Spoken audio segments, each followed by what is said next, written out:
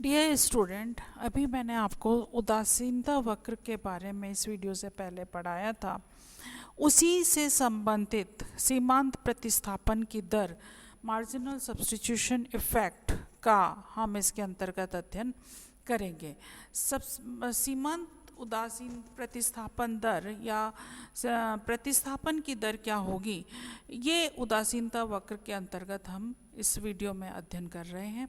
सीमांत प्रतिस्थापन दर वह दर होती है जिस पर उपभोक्ता y वस्तु की अतिरिक्त इकाइयाँ पाने के लिए x वस्तु की कितनी इकाइयाँ देने के लिए तैयार होता है। यदि हम मोहन के उदाहरण पर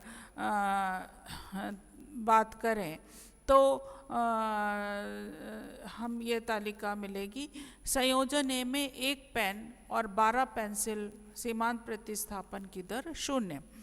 बी पर जब वो 1 पेन अतिरिक्त का प्रयोग करता है तो उसे कितना छोड़ना पड़ रहा है, 6 इकाइयों को छोड़ना पड़ रहा है। 12 से वो 6 पेंसिल देने को तैयार है, तो प्रतिस्थापन की दर क्या हो गई, 6 हो गई।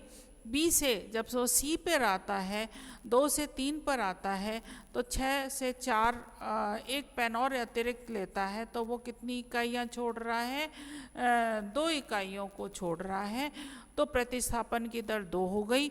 और जब वो डी पर आता है, 1 इकाई का और उपभोग करता है, 1 पेन और लेता है, तो 4 से 3 पर आ गया और 1 पेन प्रतिस्थापन की दर 1 हो गई। तो ये प्रतिस्थापन की दर कहलाती है। इसके बाद जैसा कि हमने देखा कि पहले 1 पेन के लिए मोहन ने 6 पेंसिल दी, लेकिन यह धीरे धीरे कम हो गया। इसके बाद उसने केवल 2 पेंसिल ही दी।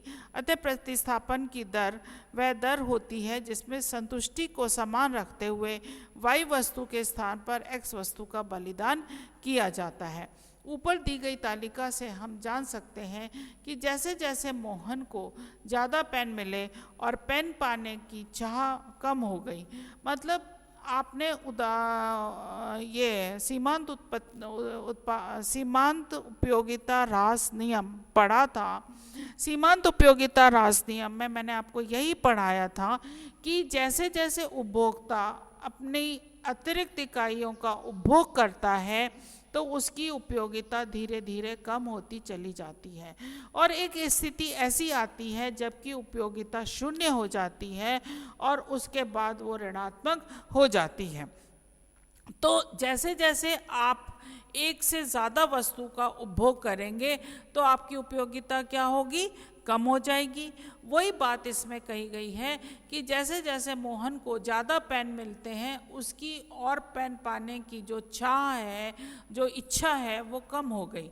मार्जिनल यूटिलिटी कम हो गई उपयोगिता ह्रास नियम के अनुसार, इसलिए वो दूसरी वस्तु का त्याग कम करेगा। ये दोनों चीज़ें एक दूसरे के अपूर्ण विकल्प हैं। यदि ये पूर्ण विकल्प होती तो दर हमेशा समान होती, कम नहीं होती। तटस्थता वक्र से उपभोक्ता संतुलन, जैसा कि हम जानते हैं कि उपभोक्ता का संतुलन तब मिलता है जब वह दी गई मात्रा अधिकतम संतुष्टि पाने के लिए व्यय करता है। इसके लिए हमें बजट रेखा के बारे में जानना होगा कि बजट रेखा किसे कहते हैं। बजट रेखा 2 वस्तुओं के ऐसे भी संयोजन को दर्शाती है जिससे उपभोक्ता अपनी आय से खरीद सकता है। मैं पहले भी हम इस विषय पे बता चुके हैं कि व्यक्ति के पास, अर्थशास्त्र में व्यक्ति के पास साधन क्या होते हैं, सीमित होते हैं, और उन सीमित साधनों से वो अधिकतम संतुष्टि प्राप्त करना चाहता है। तो यहाँ पर देखिए, पेन और जो पेंसिल हैं, या यहाँ पर 2 वस्तुएं दे रखी हैं, और उन 2 वस्तुओं का जब उपभोक्ता उपभोग कर रहा है तो उसे समान संतुष्टि प्राप्त हो रही है। अब यदि बजट दो वस्तुओं के ऐसे संयोजन को दर्शाती है जिसे उपभोक्ता अपनी आय से खरीद सकता है। ऊपर जैसा कि आप देख सकते हैं कि यह रेखा दर्शा रही है कि उपभोक्ता अपनी आय से दो वस्तु के कौन कौन से संयोजन खरीद सकता है। इस रेखा में ढलान नहीं बल्कि सीधी रेखा है, क्योंकि इसमें एक वस्तु के बढ़ने पर दूसरी वस्तु के घटने का दर समान है। हम देख सकते हैं कि फ्राइज़ 10 इकाइयों से घट रही हैं और बर्गर 5 इकाइयों से बढ़ रहे हैं। इस रेखा पर दिए गए सभी संयोजन उपभोक्ता अपनी पूरी व्यय योग्य आय को व्यय करके खरीद सकता है। तो ये बजट रेखा है जिसमें वो विभिन्न संयोजनों को खरीद सकता है। इसके बाद आता है उपभोक्ता संतुलन।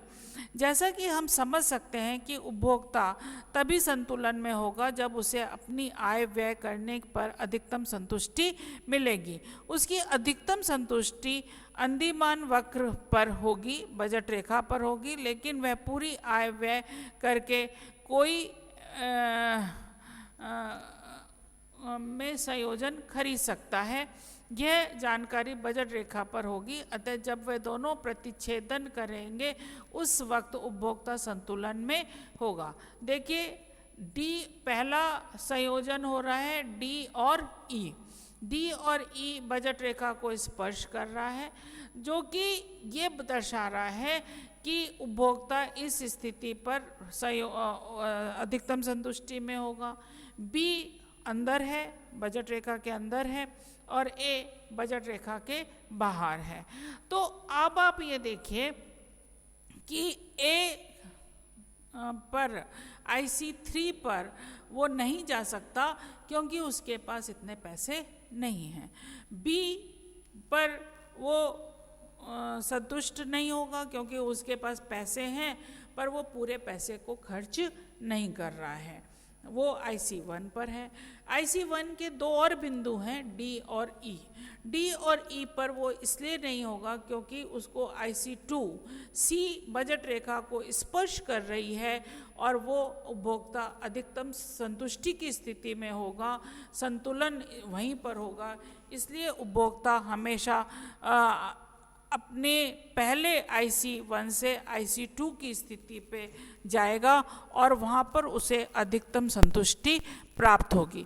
अब आप ये समझिए A B C D E 5 बिंदु हैं। A के लिए उसके पास पैसे नहीं हैं जबकि IC3 पर है, इसलिए वो उसको अधिकतम संतुष्टि मिल रही है और अधिक संतुष्टि मिल रही है, पर वो उस पर नहीं जा सकता। B वह बिंदु है जहाँ पर कि उसके पास पैसे तो अतिरिक्त हैं परंतु वो IC1 पर है तो वो उस पर नहीं रहेगा। डी और ई बजट रेखा को स्पर्श कर रहे हैं परंतु वो IC1 पर है, और सी ऐसा बिंदु है जहाँ IC2 पर है और बजट रेखा को स्पर्श कर रहा है। बजट रेखा को स्पर्श करने के कारण उपभोक्ता किस स्थिति में होगा, IC2 पर होगा, अधिक संतुष्टि की स्थिति में होगा, और सी संतुलन की स्थिति कहलाएगी, उपभोक्ता के संतुलन की स्थिति कहलाएगी। इसके बाद जैसा कि ऊपर चित्र में देखा जा सकता है कि निश्चित बिंदु पर बजट रेखा एवं तटस्थता वक्र एक दूसरे को स्पर्श कर रहे हैं। यह वही बिंदु होगा जहां उपभोक्ता संतुलन की स्थिति में होगा। अतः इस तरह हम बजट रेखा और जो अधिमान वक्र है उसका संतुलन ज्ञात कर सकते हैं। उदासीनता वक्र, तटस्थता वक्र, अधिमान वक्र, कुछ भी कहिए, बात इंडिफरेंस कर्व की वही है कि उदासीनता वक्र कहाँ पर स्पर्श करे और कब वो संतुलन की स्थिति में होगा, ये प्रतिस्थापन दर के आधार पर हम पता कर सकते हैं। देखिए बजट रेखा का भी बहुत ही महत्वपूर्ण है। मान लीजिए कि आप के पास में दो वस्तु हैं, X वस्तु और Y वस्तु। X वस्तु का मूल्य 5 रुपये प्रति इकाई है और Y का 10 रुपये प्रति इकाई है। तो आपके पास 50 रुपये हैं, तो आप 5 रुपये प्रति इकाई के हिसाब से x की 10 वस्तु खरीद सकते हैं और y की आप 10 रुपए के हिसाब से 5 वस्तु खरीद सकते हैं। और इसी के आधार पर आपके जो विभिन्न सहयोग होंगे, जिसमें आप मान लीजिए कि x वस्तु की